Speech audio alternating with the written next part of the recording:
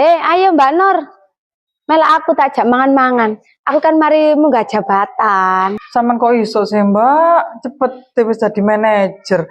Perasaan biyen iku lho ngelamar kerjane bareng.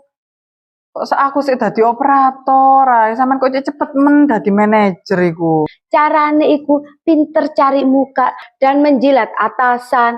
Sampean se dadi uang terlalu polos.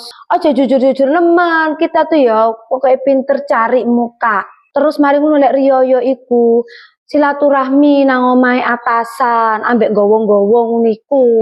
Sampean lek tak jalo ning omahe atasan sampean gak tau gelem ngono. Aku sungkan, Mbak, gak tau ngono-ngono. Yus ngene iki akhirnya sampean dadi operator selamanya. Wis tenang ae. Saiki kan aku kan dadi atasanmu yo. Aku ki gak tau lali yo. Kita kan bestie. Wis ayo tak traktir saiki wis. Lumayan gak usah sedih. Yo, wis ta lah.